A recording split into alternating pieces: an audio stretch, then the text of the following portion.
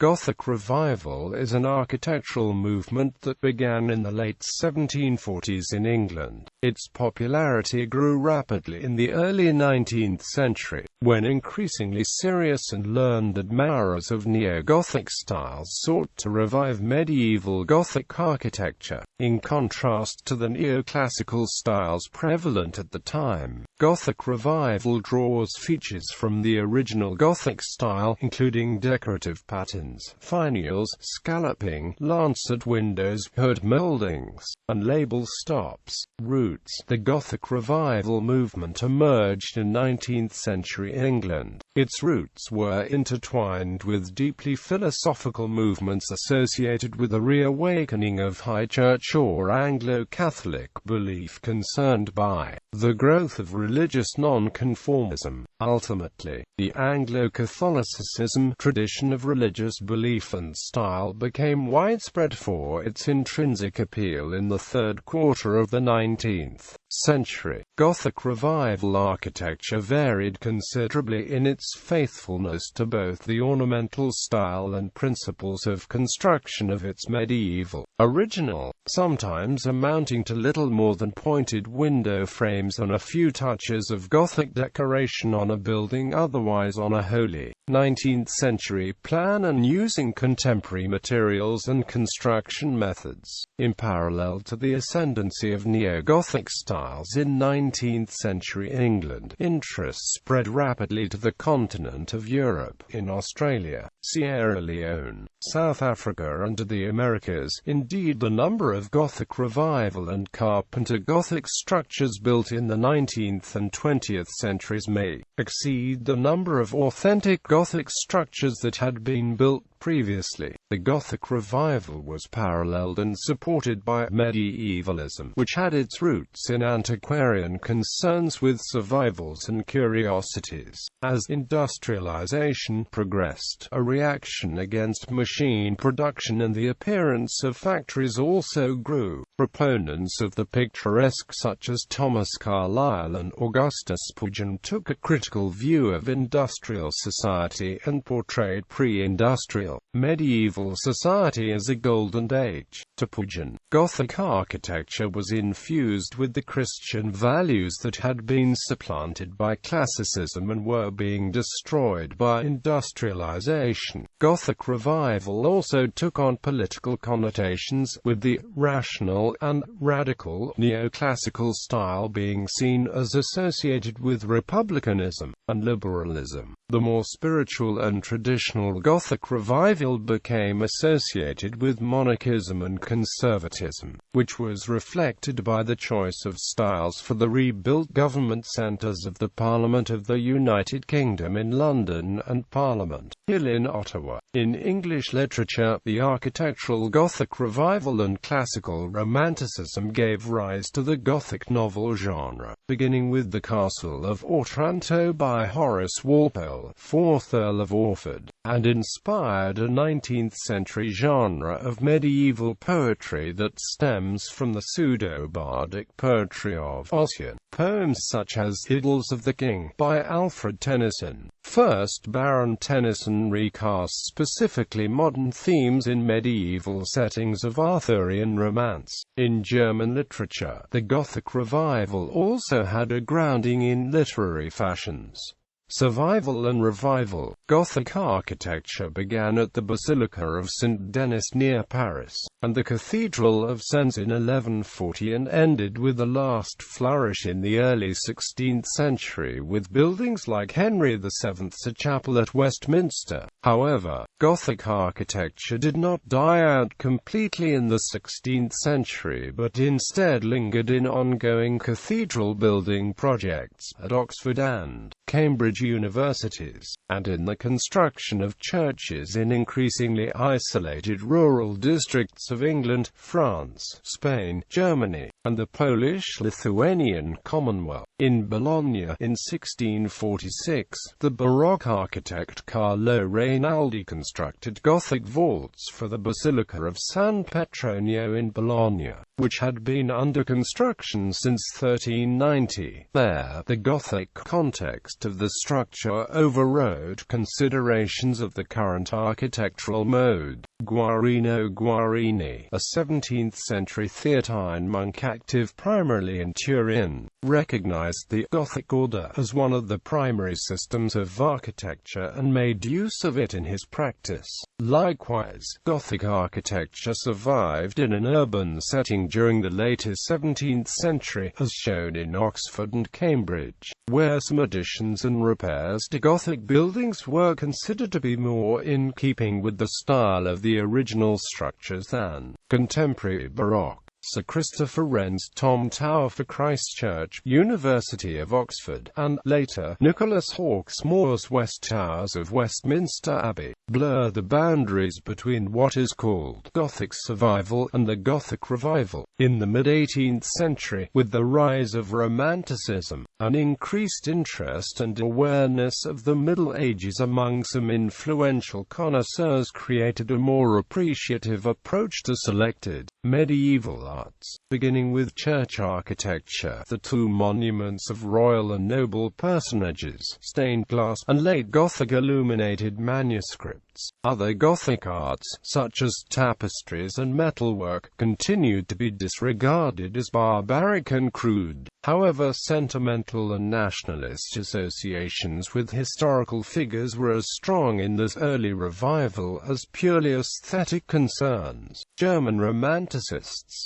began to appreciate the picturesque character of ruins, picturesque becoming a new aesthetic quality, and those mellowing effects of time that the Japanese call wabi-sabi and that Horace Walpole independently admired, mildly tongue-in-cheek, as the true rust of the Barons' Wars. The Gothic details of Walpole's Twickenham villa, Strawberry Hill House, begun in 1749, appealed to the Rococo tastes of the time, and were fairly quickly followed by James Talbot at Laycock Abbey, Wilts. By the 1770s, thoroughly neoclassical architects such as Robert Adam and James Wyatt were prepared to provide Gothic details in drawing rooms, libraries and chapels, and William Beckford's romantic vision of a Gothic abbey, Fonthill Abbey in Wiltshire. Some of the earliest evidence of a revival in Gothic architecture is from Scotland. Inverary Castle, constructed from 1746 with design input from William Adam, displays the incorporation of turrets. These were largely conventional Palladian-style houses that incorporated some external features of the Scots baronial style. Robert Adams' houses in this style include Melistane and Wedderburn in Berwickshire and Seaton House in East Lothian, but it is most clearly seen at Cologne Castle, Ayrshire, remodelled by Adam from 1777. The eccentric landscape designer Batty Langley even attempted to improve Gothic forms by giving them classical proportions. A younger generation, taking Gothic architecture more seriously, provided the readership for J. Britton's series of cathedral antiquities, which began appearing in 1814. In 1817, Thomas Rickman wrote an attempt to name and define the sequence of Gothic styles in English ecclesiastical architecture, a textbook for the architectural student. Its long, antique title is descriptive, attempt to discriminate the styles of English architecture from the Conquest to the Reformation, preceded by a sketch of the Grecian and Roman orders, with notices of nearly 500 English buildings. The categories he used were Norman, Early English, Decorated, and Perpendicular. It went through numerous editions and was still being republished by 1881.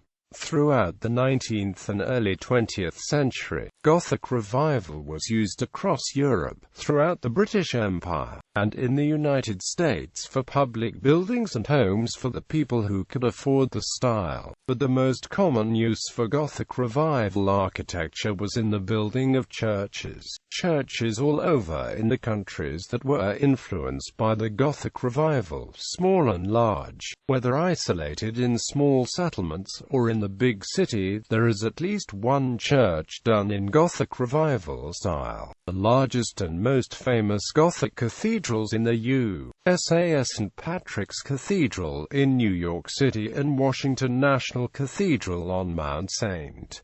Alban in northwest Washington, D.C. One of the biggest churches in Gothic Revival style in Canada is Basilica of Our Lady Immaculate in Ontario. Gothic Revival architecture was to remain one of the most popular and long-lived of the Gothic Revival styles of architecture, although Gothic Revival began to lose force and popularity after the third quarter of the 19th century in the commercial, residential and industrial fields. Some buildings such as churches, schools, colleges and universities were still constructed in the Gothic style, which remained popular in England, Canada and in the United States until well into the early to mid-20th century. Only when new materials, like steel and glass, along with concern for function in everyday working life and saving space in the cities, meaning the need to build up instead of out, began to take hold, did the Gothic Revival start to disappear from popular building requests. Decorative arts. The revived Gothic style was not limited to architecture. Classical Gothic buildings of the 12th to 16th centuries were a source of inspiration to 19th century designers in numerous fields of work. Architectural elements such as pointed arches, steep sloping roofs and fancy carvings like lace and lattice work were applied to a wide range of Gothic Revival objects. Some examples of Gothic Revival's influence can be found in heraldic motifs in coats of arms, painted furniture with elaborate painted scenes like the whimsical Gothic detailing in English furniture is traceable as far back as Lady Pomfret's house in Arlington Street, London, and Gothic fretwork in chairbacks and glazing patterns of bookcases is a familiar feature of Chippendale's Director, where, for example, the three-part bookcase employs Gothic details with Rococo profusion on a symmetrical form. Sir Walter Scott's Abbotsford exemplifies in its furnishings the Regency Gothic style. Gothic Revival also includes the reintroduction of medieval clothes and dances in historical reenactments staged among historically interested followers, especially in the second part of the 19th century, and which have been revived over 100 years later in the popularity of so-called Renaissance fairs, festivals in several states.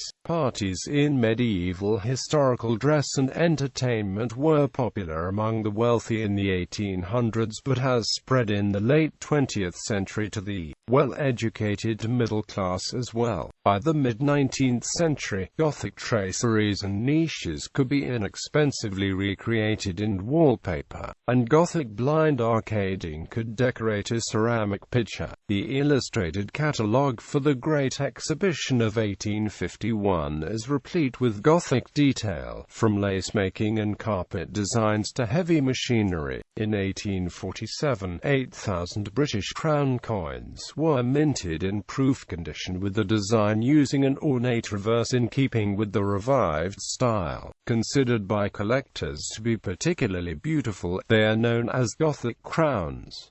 The design was repeated in 1853, again in proof. A similar 2-shilling coin, the Gothic florin, was minted for circulation from 1851 to 1887. Romanticism and nationalism. French neo-Gothic had its roots in the French medieval Gothic architecture, where it was created in the 12th century. Gothic architecture was sometimes known during the medieval period as the opus franciginum. French scholar Alexandre de Laborde wrote in 1816 that Gothic architecture has beauties of its own, which marked the beginning of the Gothic Revival in France. Starting in 1828, Alexandre Brogniart, the director of the Chevreuse porcelain manufactory, produced fired enamel paintings on large panes of plate glass for King Louis Philippe's royal chapel at Dreux. It would be hard to find a large, significant commission in Gothic taste that preceded this one, save for some Gothic features in a handful of jardins paysages. The French Gothic Revival was set on sounder intellectual footings by a pioneer, Arcis de Cormont, who founded the Société des Antiquaires de Normandie at a time when antiquaire still meant a connoisseur of antiquities,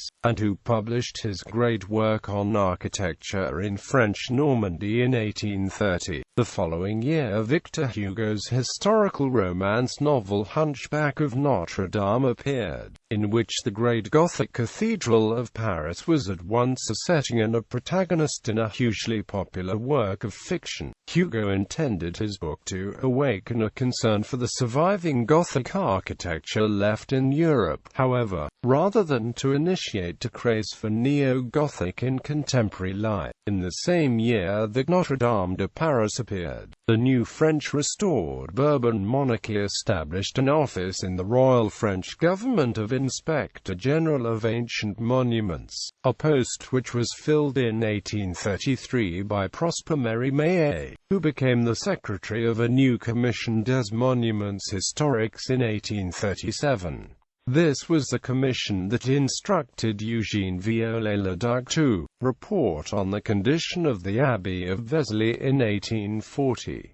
Following this, Viollet-le-Duc set to restore most of the symbolic buildings in France, including Notre Dame de Paris, Vézelay, Carcassonne, Roquetalade Castle, the famous Mont Saint-Michel on its peaked coastal island, Pierrefonds, and Palais des Papes in Avignon. When France's first prominent neo-Gothic church was built, the Basilica of St. Clotilde, Paris, began in September 1846 and consecrated the 30th of November 1857. The architect chosen was, significantly, of German extraction, François Christian Giroux. The design was significantly modified by Gauss' assistant, Théodore Ballot, in the later stages, to produce the pair of flèches that crowned the west end. Meanwhile, in Germany, interest in the Cologne Cathedral, which had begun construction in 1248 and was still unfinished at the time of the revival, began to reappear. The 1820s Romantic movement brought back interest, and work began once more in 1842, significantly marking a German return of Gothic architecture. Because of Romantic nationalism in the early 19th century, the Germans, French and English all claimed the original Gothic architecture of the 12th century era as originating in their own country. The English boldly coined the term Early English for Gothic, a term that implied Gothic architecture was an English creation. In his 1832 edition of Notre Dame de Paris, author Victor Hugo said, "Let us inspire in the nation, if it is possible, love for the national architecture," implying that Gothic is France's national heritage. In Germany, with the completion of Cologne Cathedral in the 1880s, at the time its summit was the world's tallest building, the cathedral was seen as the height of Gothic architecture. Other major completions of Gothic cathedrals were of Regensburger Dom, Ulm Munster and St. Vitus Cathedral in Prague. In Belgium, a 15th-century church in Ostend burned down in 1896.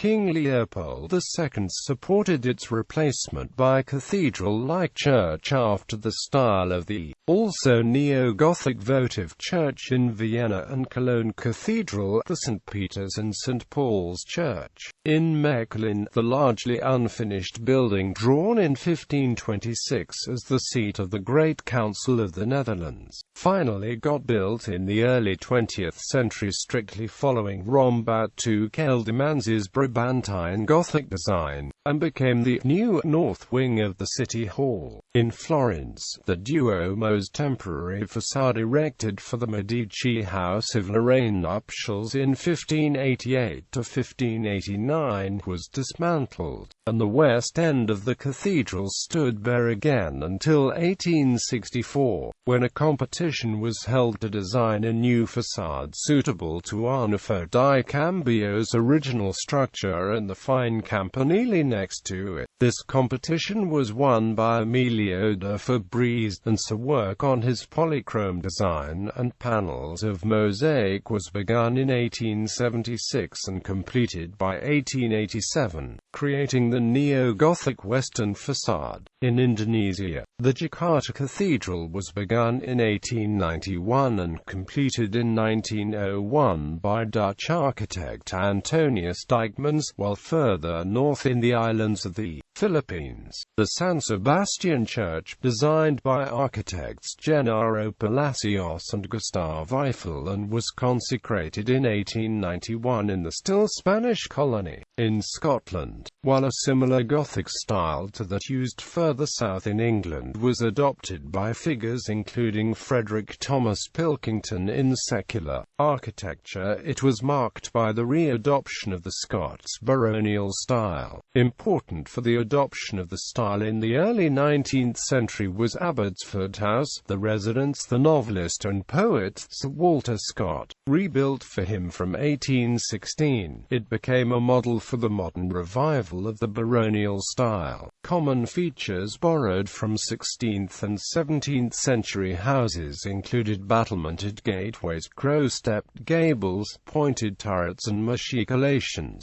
The style was popular across Scotland and was applied to many relatively modest dwellings by architects such as William Byrne, David Bryce, Edward Bloor, Edward Calvert and Robert Stoddart Lorimer, and in urban contexts, including the building of Cockburn Street in Edinburgh as well as the National Wallace Monument at Stirling, the rebuilding of Balmoral Castle as a baronial palace and its adoption as a royal retreat from 1855 to 8 confirmed the popularity of the style. In the United States, the first Gothic-style church was Trinity Church on the Green, New Haven, Connecticut. It was designed by the prominent American architect Thieltown between 1812 and 1814, even while he was building his Federalist-style Center Church, New Haven, right next to this radical new Gothic-style church. Its cornerstone was laid in 1814, and it was consecrated in 1816. It thus predates St. Luke's Church, Chelsea, often said to be the first Gothic Revival church in London, by a decade. Though built of trap-rock stone with arched windows and doors, parts of its Gothic tower and its battlements were wood. Gothic buildings were subsequently erected by Episcopal congregations in Connecticut at St. John's in Salisbury, St. John's in Kent, St. Andrews in Marbledale. These were followed by towns designed for Christ Church Cathedral, which incorporated Gothic elements such as buttresses into fabric of the church. St. Paul's Episcopal Church in Troy, New York, was constructed in 1827 to 1828 as an exact copy of the town's design for Trinity Church, New Haven, but using local stone. Due to changes in the original, St. Paul's is closer to town's original design than Trinity itself. In the 1830s, architects began to copy specific English Gothic and Gothic Revival churches, and these mature Gothic Revival buildings made the domestic Gothic style architecture which preceded it seem primitive and old-fashioned. Quote, since then, Gothic Revival architecture has spread to thousands of churches and Gothic Revival buildings across America. There are many examples of Gothic Revival architecture in Canada. The first major Gothic Revival structure in Canada was Notre Dame Basilica in Montreal, which was designed in 1824.